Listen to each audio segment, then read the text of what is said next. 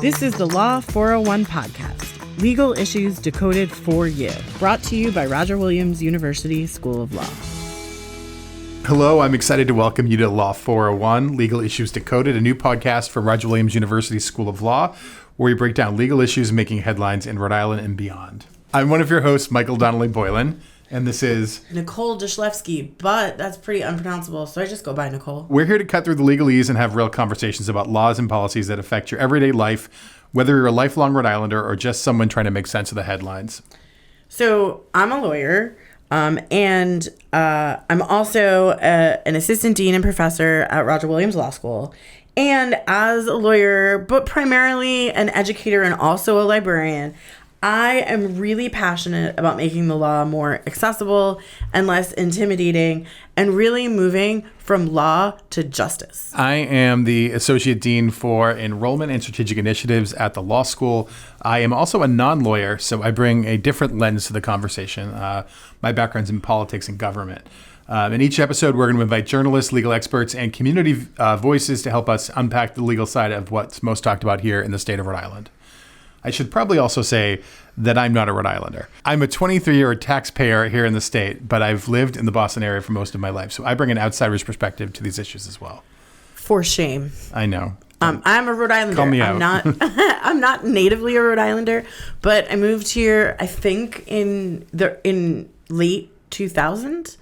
And I've been here on and off, been hopping around New England, and now I live in Rhode Island, and I absolutely love it. And so my ask for everybody as we do this, and this is our first episode, and this is terrifying, but we're doing it, is I hope that people email in and tell us all the things that Michael Donnelly Boylan should do in Rhode Island. Like, what are the quintessential Rhode Island things to do? And I am just going to make a suggestion that you have dinner at Twin Oaks if you have not already had dinner at Twin Oaks. I hear the rumor that that's going to be in the Real Housewives of Rhode Island, so I'll have to be checking that out. Yes. So if you have not gone yet, please go before, we start having our Real Housewives of Rhode Island episode premiere parties, because you're not going to be able to get in, and you can't even get in on a weekend now. All right, Nicole, it's on the list. All right. So, are we going to get down to it? Let's get down to it. So, today we're talking about the bridge. Dun, dun, dun, the bridge. Not just the concrete and steel of it all, but the accountability, lawsuits, and communication. As an introduction to the matter, an introduction that we probably don't really need because we literally sit in traffic all the time, on December 11th, 2023, the world changed. The Washington Bridge was abruptly shut down with no warning. By mid-afternoon, traffic was frozen. Providence and East Providence were gridlocked for hours. People were stuck, frustrated, and left with more questions than answers.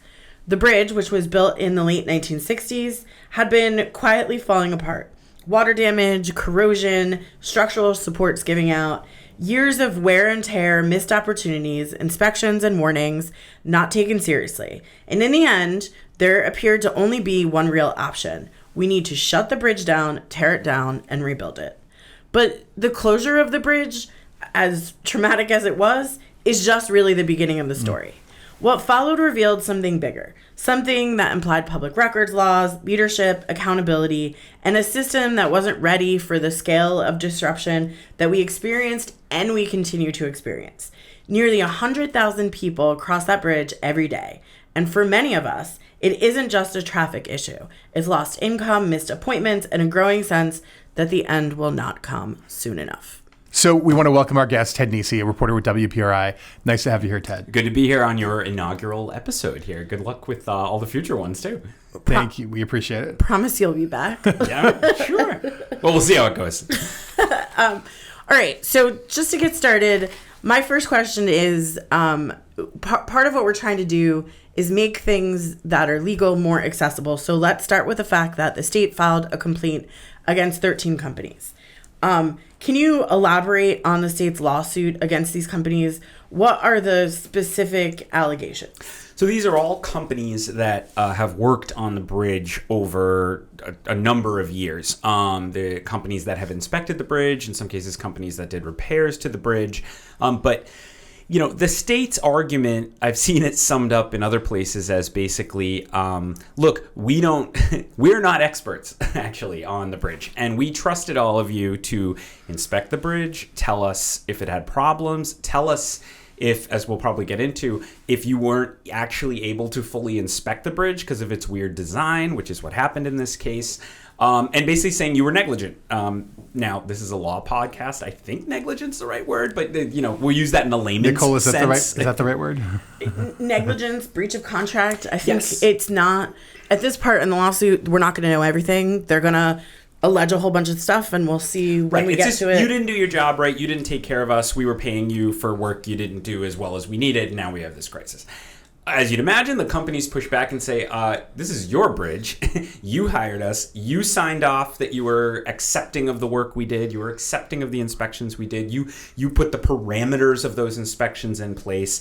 And now it's just, war of 500 lawyers each side. There's, as you said, there's 13 defendants, I think. The state has its lawyers, the AG's office and the governor's office. So it's just like 1,000 lawyers filing briefs looking for technicalities, et cetera, et cetera. But the first thing that's happened is the judge is allowing the lawsuit to proceed. So I'd say there's a lot of thought at the State House that this is partly just a fight for settlement money and see what they can get out of the insurance companies that back these companies. But we're a long way maybe from that.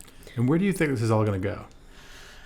Well, I think that. If I had to guess, I think a lot of the 38 Studios litigation, which was another case where, frankly, a lot of the reporters saw the lawsuit and scratched our heads because we had covered it all as it happened and said, well, you all, you in that case, you wanted to do this 38 Studios deal. In this case, it was, well, you all hired these people and told us the inspections were good. Now you're saying, who hired these people? These inspections are terrible.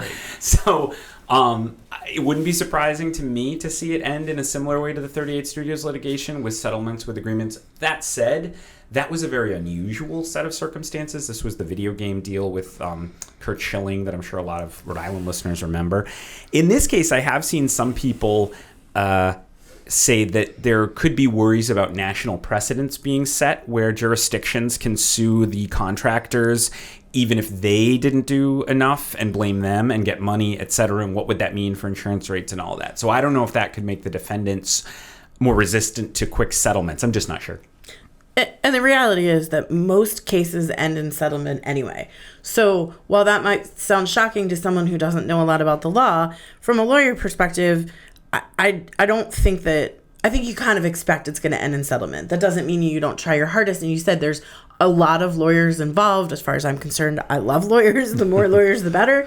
But it's not that you plan and say, oh, well, I'm going to give up. But it's more like most cases end that way. So that sort of wouldn't be the worst thing. It could be expected. Mm-hmm. Can you share a little bit about, some of the breakdowns in communications between different government agencies that may have contributed to getting us to where we are now, particularly sort of about the awareness of the bridge's condition? Because as someone who drives over the bridge was fine, then the next day the bridge wasn't fine. How does that happen? Yeah, I mean, it's fundamentally, on some level, I guess it wasn't so much miscommunication because no one apparently knew the bridge's real condition until this young engineer worker was, because what people should understand is they were in the process of repairing the bridge. They weren't going to take it down and rebuild it like is going to happen now, but they were doing a significant, heavily federally funded repair project to strengthen the bridge for the future. And in the process of that, they were sort of pulling the bridge apart, which meant they had visibility into parts of the bridge that you can't see on a normal basis because this bridge was built in it might be one of the, I interviewed then Transportation Secretary Pete Buttigieg when he visited to look at the bridge, and he told me, he's like, we're not sure there are any bridges in the country that use this design, or at least not many, if any. We're looking for other ones. So it was built in the 60s. And so this weird design, I am not an engineer, just as I'm not a lawyer, tons of disclaimers here today. But the way I'd put it is that the design, critical parts of the bridge were not visible because they were masked by other parts of the bridge, for an inspector just down there looking at it, not taking it apart. So it's only when they start doing this reconstruction project or this rehabilitation project, they can start to see that these tie downs are supposed to hold the bridge down had snapped. And it was somebody saw it while he was working on the bridge, and he flagged it to his superiors on a Friday. We now have these emails from a public records request, and they were like, let's have another meeting Monday. And over the course of that Monday, this was in December 2023, the transportation director and his staff agreed that we can't let people keep going over this bridge in good conscience because it's cracked. It had a clean bill of health and the inspection, I think the prior June, so only 6-ish months before. But again, none of those, we now know those inspections, I won't say they weren't worth the paper they were on, but they weren't what you probably think an inspection is, which is a full look at the bridge's condition, because we now know you couldn't look at some of the most important parts of the bridge until you started to peel it apart as they were. So the whole topic gets a little complicated, but I think that's a fairly easy thing for people to understand. You just couldn't see clearly the part that was broken until they started this other project. And of course, as state officials like to say when they're getting beat up about the bridge, to say, this could have been a lot worse. That bridge could have collapsed into the Seekonk River and taken people with it. That's wild to me. Well, also, there's like the other side of the bridge. Mm-hmm. This is, we're talking about everything that's going westbound. But there's an eastbound part of the bridge, which we're all using to get around. What does this mean for the safety and inspections of the eastbound part of the bridge? The good news is, so there's been a Washington bridge there of some form since George Washington. Wow. That's part of how it got the name. So different bridges, different types, obviously they've been rebuilt. But what we call the Washington Bridge is really two Washington bridges. In the official documents, they're Washington Bridge North and Washington Bridge South. When I moved here, I was told that is the George Washington Bridge and the Martha Washington Bridge. That is not official as far as I know, but I like that. I like that. It would be easier than calling it North and South when it's going East and West. We can start a new thing here today. So hashtag Martha Washington. Yeah. So the Washington Bridge that we're all using that's been converted into two-way traffic, that is more recent. That was reconstructed, rehabilitated around 2008. So first of all, it's much newer than the westbound bridge that's shuttered. They have it, obviously it's carrying a lot more traffic than expected. They've had multiple studies done that the state has delivered to us saying that it's safe to carry all this extra traffic for X number of years. The federal highways looked at it. They've put in this monitoring system for the weight on the bridge. But I wouldn't want to sound naive. I can understand why the public that says, well, you thought the other side was fine, guys. I'm not, trust but verify, except we can't verify. So I don't want to create alarm. I have no reason to think that those studies and things aren't accurate, that bridge can keep sustaining this weight. But I also, after the experience we've all had, don't want to be overly critical of people who are maybe a little more skeptical than that. Well, that makes me feel really confident commuting between our two campuses. But let's talk the economic impact, which seems pretty huge. What do you think the long-term and short-term of 100,000 cars going over a bridge like this? So I guess my thinking on that has shifted a bit. It's been a year and a half now.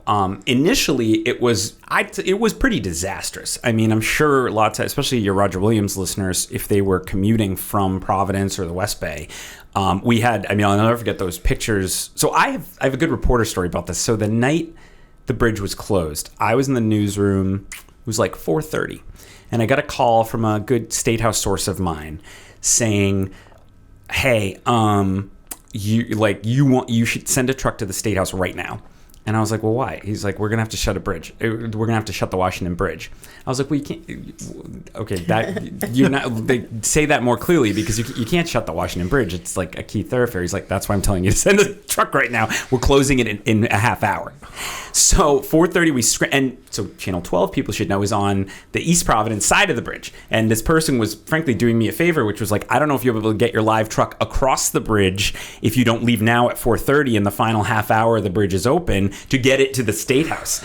So we got over there, and sure enough, I remember popping up at top 5 o'clock news when the news had come out saying they're shutting down the Washington Bridge. I had just gotten off the phone with the mayor of East Providence, who was frankly sounded a little panicked, which I don't say with criticism, because he was trying to grapple with, how am I going to get emergency vehicles? vehicles. What else would you do? Right. And then the next few days, as everyone remembers, we had crazy backups. People were talking about 3-4 hour commutes to work and school on side streets. East Providence was a mess. They adapted over subsequent months, changed all sorts of things. Eventually, we got the extra lane in both directions added on the other side. I do think, as someone who uses the bridge a lot, it's significantly better than it was in those early months. So I'm always trying to find a balance between not sounding overly alarmist if right now people are managing and traffic levels are up pretty substantially according to the DOT. So it seems like a lot of people are using the bridge. But at the same time, I do think there's an element of people have just shifted their habits. I think people think twice, frankly, even if maybe you don't need to. Like, right, maybe it wouldn't be that bad to get over to Providence from East Providence to have dinner tonight. But you're like, do I want to bother? What if the bridge is backed up? I'm not going to do it. And that drives Governor McKee, I think, a little crazy because he doesn't think it's that bad. And he thinks it's as much psychological now as actual traffic. But that's been really tough on businesses close to the bridge on either side. We've heard from restaurants in Providence and other businesses that saw their traffic fall. I know people who commute out of Providence in the afternoon from that area around South Water Street say it gets really backed up, and I've seen it. East Providence, again, people on the other side of the bridge, they've felt it too. So the economic dislocation effects, I do think, are real, but they're a little harder to pin down. Another one is people switching if they go to like a private school. I remember talking to someone I'd gone to college with who lived in Fall River and had one of his kids was at, I think, LaSalle. And, that would have been a real commute anyway, in a half hour or whatever. But once the bridge thing happened, I think they were talking about pulling her out and putting her in a different school because we can't commit to that multiple times a day over and over. So it's a lot. In the immediate aftermath, we actually had applicants defer for a year because they didn't want to cross the bridge coming from Providence to Bristol. And it really affects our students. So I live in East Providence. I feel very affected, although since there are people directing traffic at intersections, it has gotten a lot better. But our students might live in Providence, get up, drive across the bridge to their morning class, and then have to drive back to Providence for an afternoon class, and then maybe even back to Bristol for an evening class. So you're not just going over the bridge. You're going back and forth and back and forth. And I'm thankful we have 2 campuses.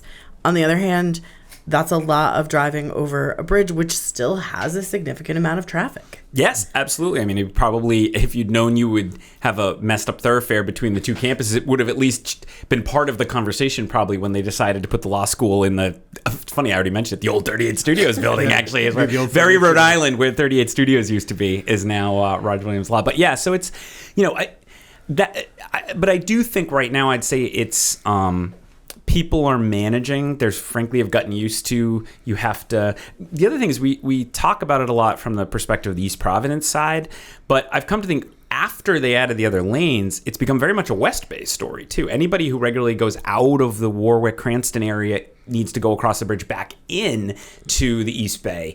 That's often congested. Frankly, I find it's often more congested than the westbound side of the bridge to get over it. So, it's just people, it's traffic. I think it's been manageable for people since the 3 came up, other than on really bad days. But I think it doesn't matter at this point how long the exact minutes of traffic is. People are just mad about the whole situation, which we'll probably get into some of the reasons for that. Absolutely. I saw a video, a WPRI video. I think Tim White had gone into the archives. Yes. And came out with this like crazy old looking tape. And he showed videos of people from like the 90s who were mad about the traffic on the bridge. And he said, so this isn't a new thing. And so, yeah. Well, that was one of the things we heard right away, Nicole, when the bridge closed, was people said, this has been under construction my entire life, or my whole, for 30 years. And the thing is, they were right. I mean, because it's 2 bridges.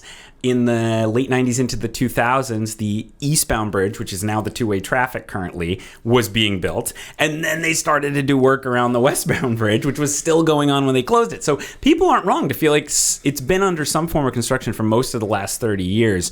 And yeah, Tim did that story in the weeks after it closed, where we just went through the archives and we had so many stories from the last 30 years of DOT announced there'll be some disruption on the Washington Bridge, blah, blah, blah, Can you talk a little bit about the public records requests? And do you think the state's been pretty transparent about what's going on? No, is my short answer. I think for a lot of reasons. I think there's a lot of frustration among reporters in Rhode Island about the state of public records in the state. We are not Florida. We are not a sunshine state, I would say. Whether it's charging media outlets and as we always point out, public records is for everyone. Any member of the public can file it too, but a lot of news organizations take the lead there. Trying to charge hundreds, sometimes thousands of dollars for documents, trying to get the lawsuit. This is a good law for the topic of our podcast. The lawsuit has also become this veil that state officials have put over the entire conversation, which has been very frustrating. So we as reporters get the consequence, what happened here? Whose fault is it? What went wrong? When did they, what were they doing? And we had hoped in the early weeks and months of the bridge crisis, the promise was you're going to get a forensic analysis and they're going to show us exactly what went wrong with the bridge. We're going to pin blame where it belongs. We're going to make changes. But then they decided to file a lawsuit. And because of the lawsuit, now the answer to everything is, we can't talk about that. It's litigation. We can't talk about that. It's litigation. We can't tell you about that. It's litigation. We can't release a forensic analysis. It's litigation.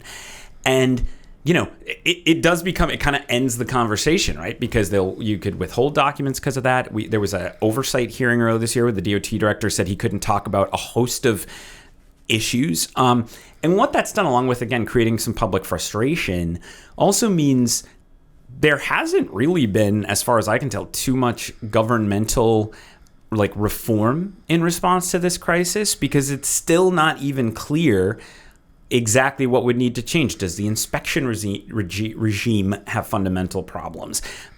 Is DOT structured correctly to oversee its bridges? All those kinds of questions feel they can't be fully examined because so much is being kept out of sight or not discussed because of the litigation. And you can imagine from a non-lawyer perspective, if you watch TV, it is very familiar on TV to see a public figure say, if it's a cop, I can't talk about that. There's an ongoing investigation. Or, my lawyer told me not to talk about that. So the lawsuit becomes a way to not release records. And I'm sure that is not the point of it. I'm sure the point of suing people is to not... We love them. Can't live with them. Can't live without them. And I've had lawyers say to me, it doesn't necessarily have to be as broad. It can be a dodge, right? There might be stuff you could release or be a little more transparent about. Sure. And so from your perspective, because you do talk to people all over, not just politicians, but average people, how does this lack of transparency, or at least the perceived lack of transparency, affect public trust in the state's response?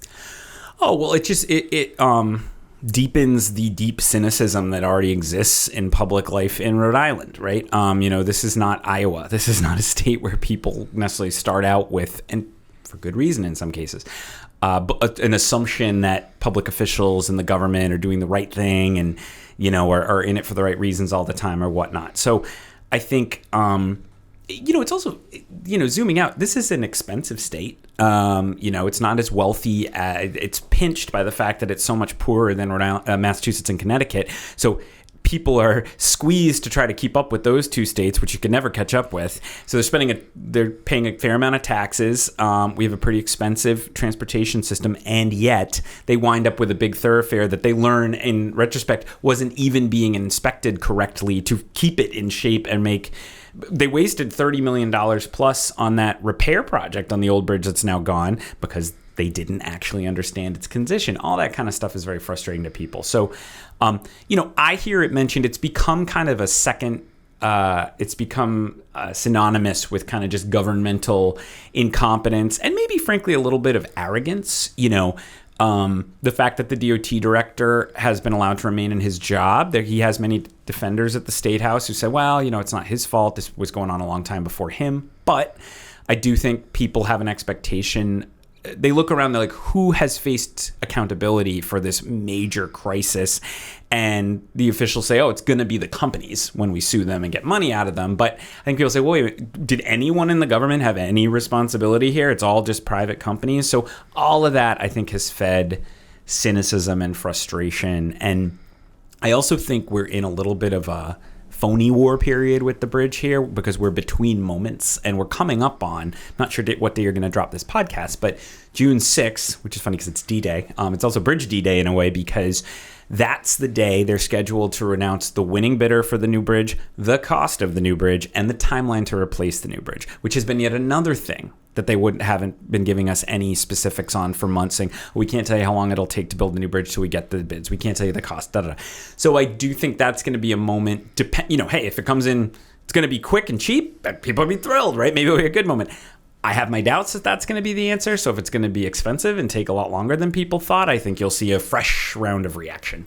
So what's your suspicion? I mean, that's the question on, I think, all Rhode Islanders' minds right now is how long is this going to take and how long is this going to impact their lives? Well, House Speaker Shekarchi has suggested, certainly he expects it'll take, the current official estimate is it would be done in 2026, though everyone kind of acknowledges that's impossible now that, because don't forget that almost a year ago now they messed up the bidding process too. They didn't get any bidders initially because they wrote a contract proposal that was not enticing, and so then they had to start that over. So that was another lost period of time.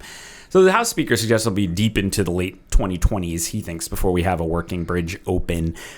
The cost is a huge question to me. I mean, their budget, this is off the top of my head, I want to say it was $368 million for just the new bridge in the old initial estimate.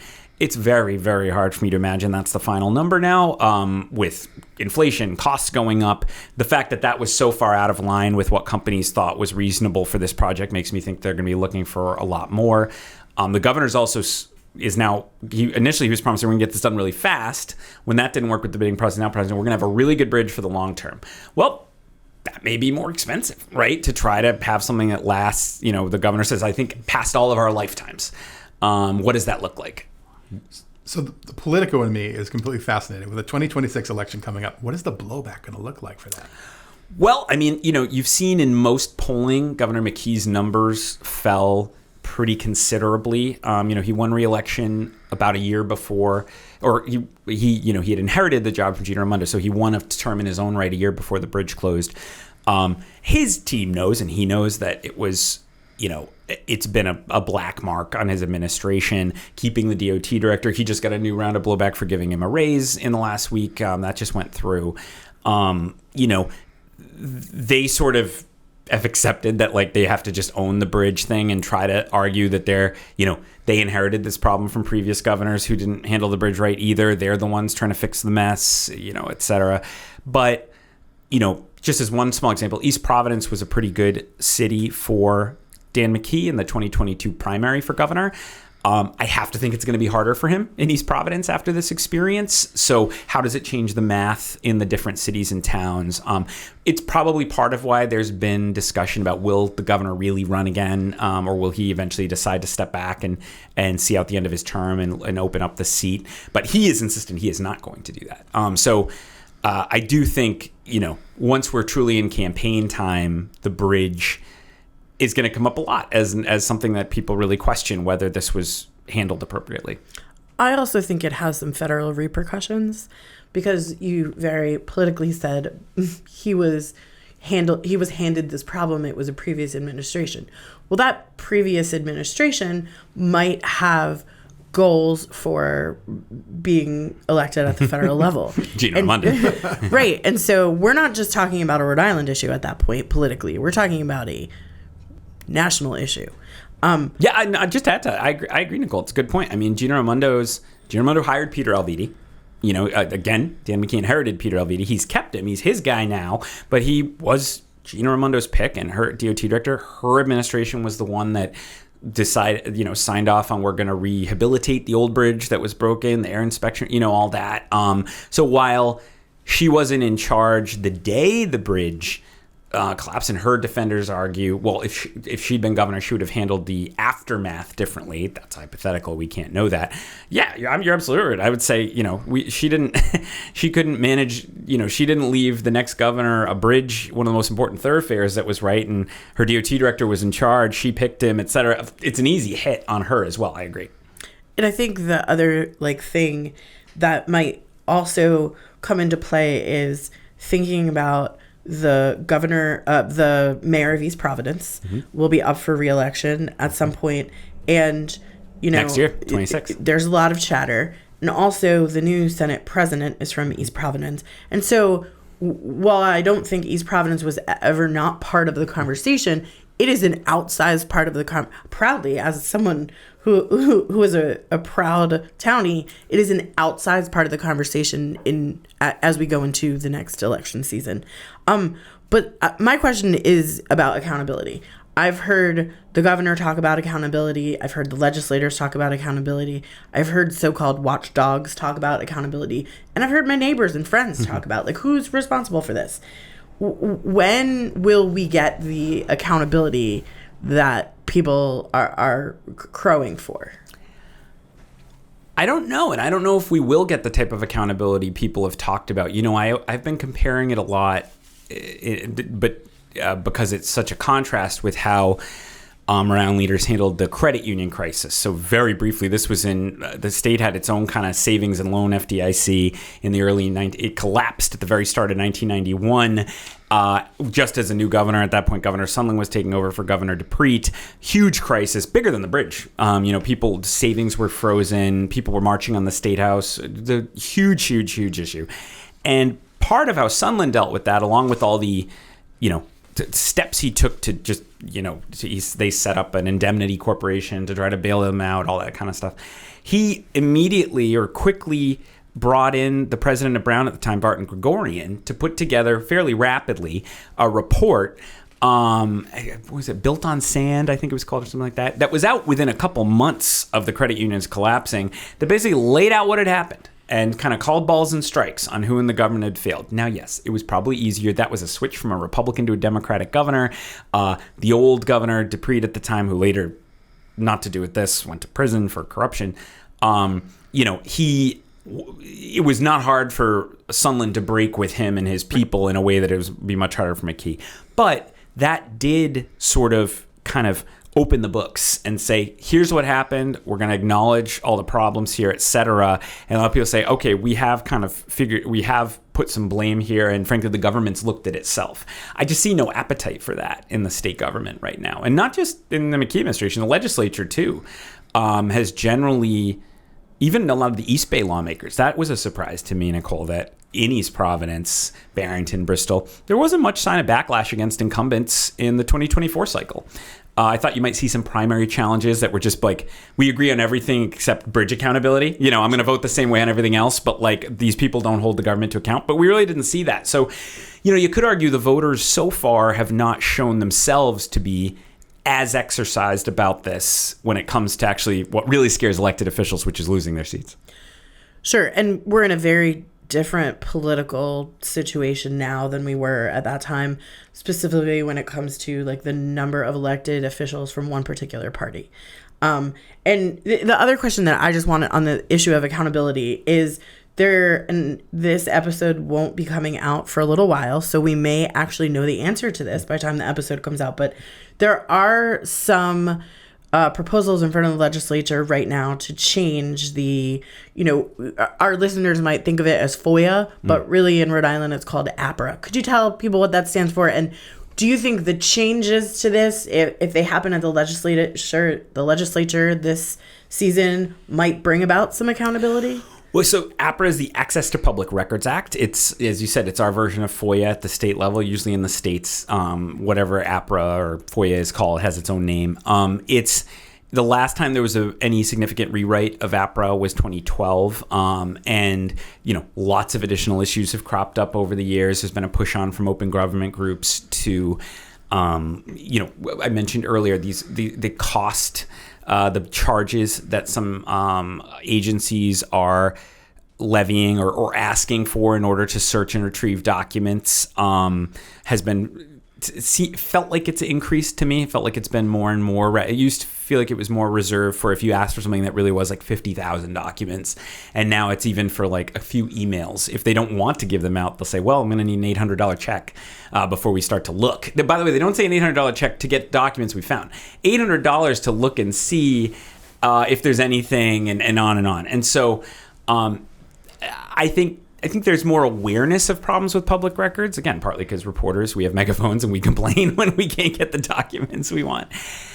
I can't say my hopes are super high right now that there's going to be a public records bill this by the end of this session at the end of June. I haven't seen some of the signs of momentum that I usually look for to see if a controversial bill is moving. There's concerns among, for example, cities and towns that have smaller staffs. If things are made easier, will they be inundated? All that kind of stuff. So I'd like to see changes as a reporter, I will admit, because I do think there's things other states do. Florida is the dream, where it's so easy to get public records. But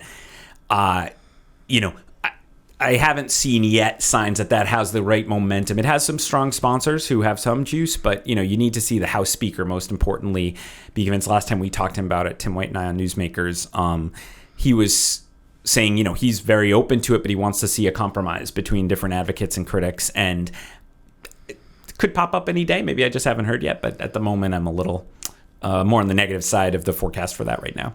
I have to say I'm on the board of Common Cause, but I'm also a librarian. I mean, the other group of people besides journalists who really care about access to public records are librarians and researchers who are always trying to help people find out more information. And our FOIA or APPA laws are one way to do it, because there's information that can be really helpful to the average person, but we don't have access to it. And so, yeah, I love talking about this, but I'm sure you're like, oh, we can move along with the next question now, Nicole.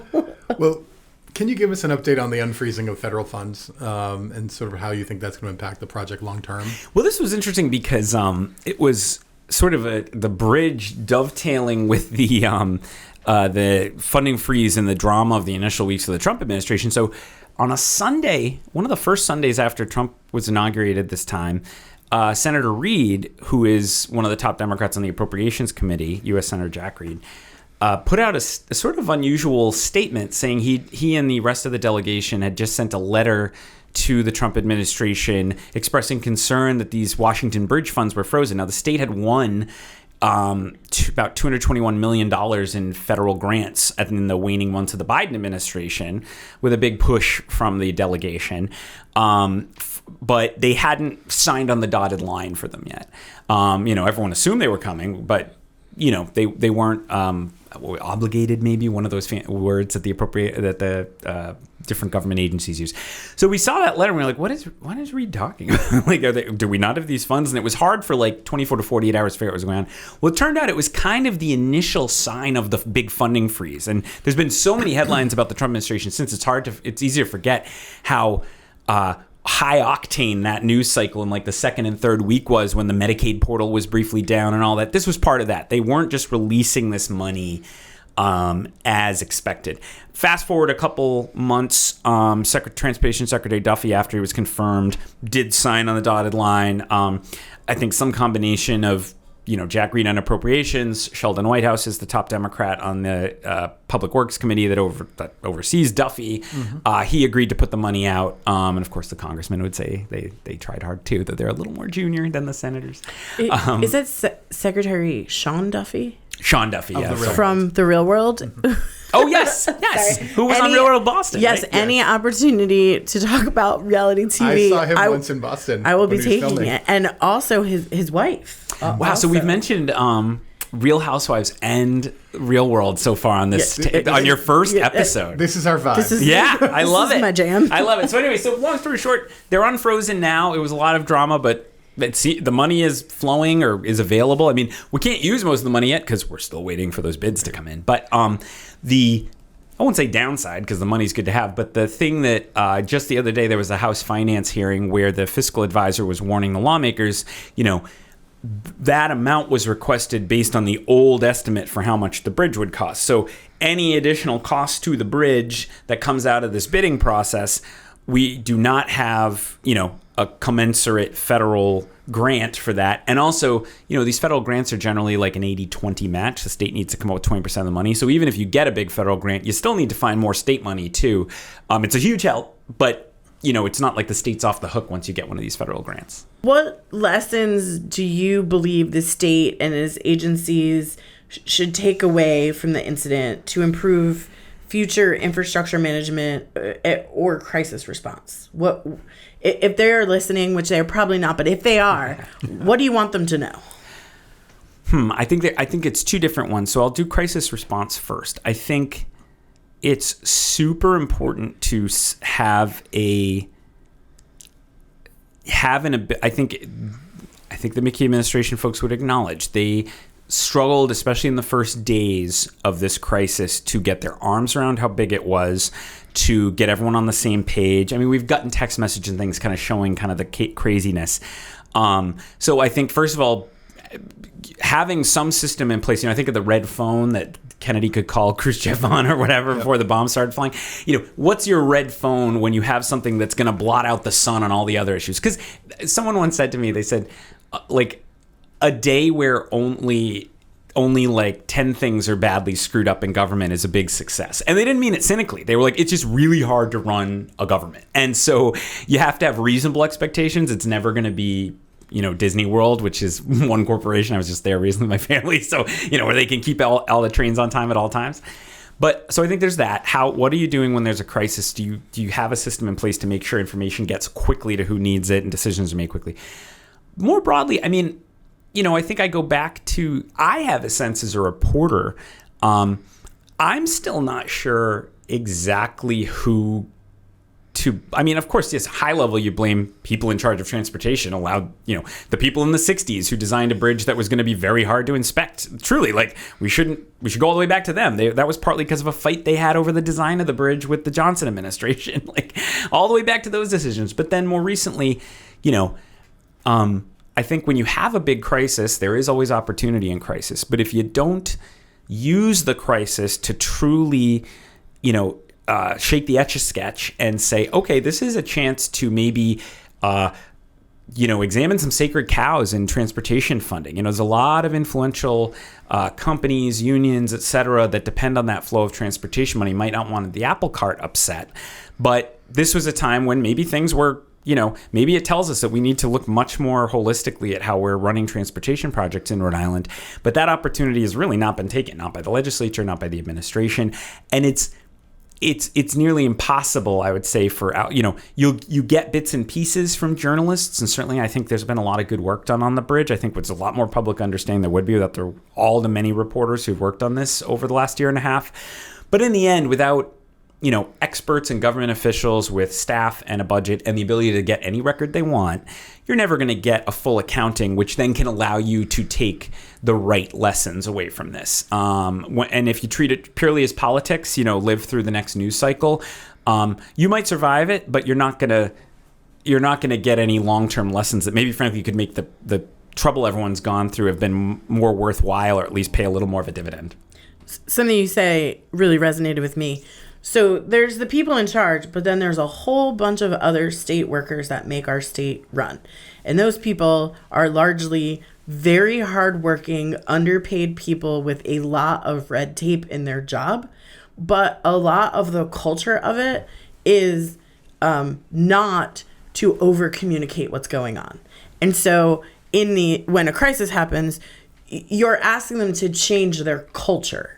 And so maybe one of the takeaways would be part of the culture needs to consider that there may be times for not only extensive communication, but over communication and having everybody around the table. I remember there was a Facebook post from the mayor of East Providence that said, this is all going on and no one really told me about it, invited me to a meeting.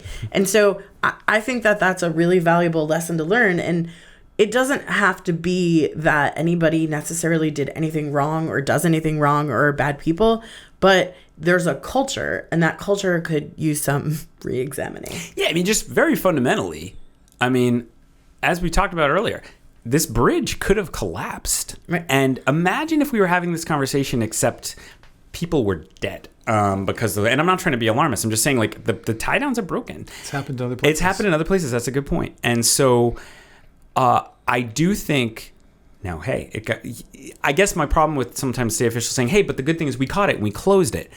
But we didn't catch it because we have a good system in place. We caught it a little bit by accident because we were doing the wrong project.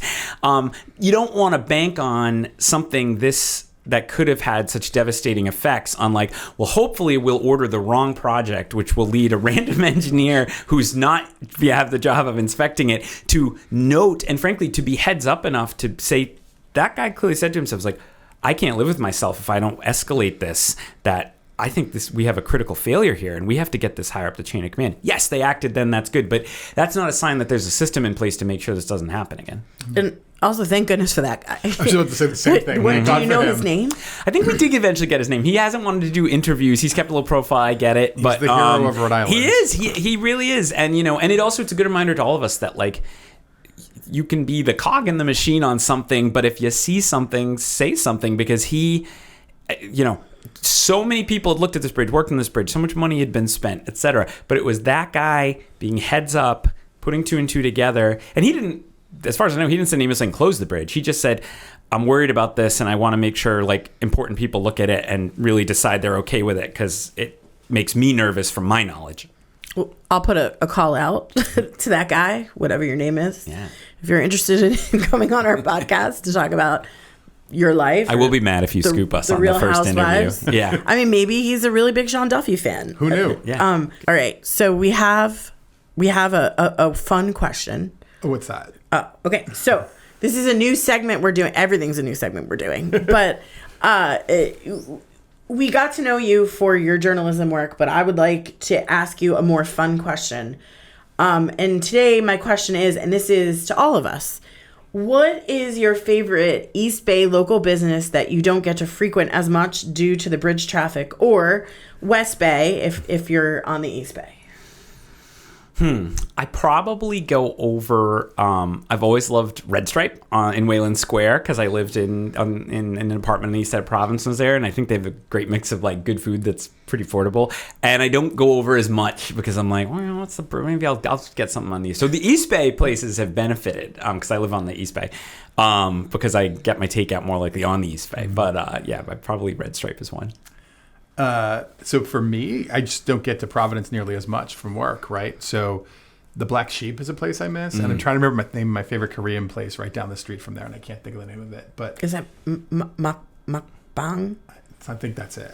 Yeah, It may be pronounced but Den is great too. Korean. Yeah, I just don't get to Providence as much as I used to because of it. So I have an East Bay and a West Bay answer. So if you are on the West Bay and you have a chance to come over to the East Bay, check out Tall Tumbleweed in Riverside Square, where my earrings are from. But it is like such like a cute vibe, Yes. for not only clothing, but for vintage clothing and new clothing, but also just like fun stuff. Very cool. Yeah, and they have a tie-in to Roger Williams. The owner of the boutique's husband is a professor at Roger Williams. I didn't know that. Yeah, they're lovely. Riverside, I will say Riverside. I'll make my pitch. Riverside is a great summer place that a lot of people don't think to go to. You can go to the Carousel, get a coffee at Borealis. You can get food in Riverside Square now. You can go to Tall Tumbleweeds. You can go. So yeah, make a visit to Riverside as one of your weekend jaunts when you're in Rhode Island. And my West Bay is in Providence, Chiruma Tea Bar in Providence. I would go there like 4 times a day if I could, but I'm not going to drive over the bridge. Where is it? Which part of Providence? It's like not too far from the federal court. I know when I have to like walk down, when I'm at the Providence campus and sort of walk down by the arcade, the old arcade. It's right outside of the old arcade. So that was our attempt at having some non-legal fun. All right. So this has been an episode of the Law 401 brought to you by Rhode Island's only law school, Roger Williams University School of Law. Please subscribe to Law 401 podcast playlist through the My RW Law YouTube channel, or check it out on iTunes or Spotify, or anywhere your favorite podcast is listed. The other thing I'm really going to ask you to do is to email us. Michael needs to learn about all kinds of, Rhode Island things. So please email us at law401@rw.edu about bridge traffic or places where Michael needs to go. Or if you'd like to have another topic considered for where you can decode the legal issues that are affecting here in the state of Rhode Island, please do. Thank you all for listening. And thank you so much, Ted. Great to be here. Thanks for tuning in to the Law 401 Legal Issues Decoded podcast from Roger Williams University School of Law. We'd like to thank our guests on today's show. The Law 401 podcast wouldn't be possible without the generous funding from the Hassenfeld Family Foundation. We'd also like to thank our executive producer from RWU Law, Helga Melgar, the RWU Marketing and Communications team, and our production partners, Focus Forward Media and the Half Street Group. The opinions expressed on this podcast are those of the hosts and guests and do not necessarily reflect the views of Roger Williams University or our partners. For more Law 401 episodes and updates, visit law.rwu.edu, YouTube, or follow us wherever you listen to your podcasts.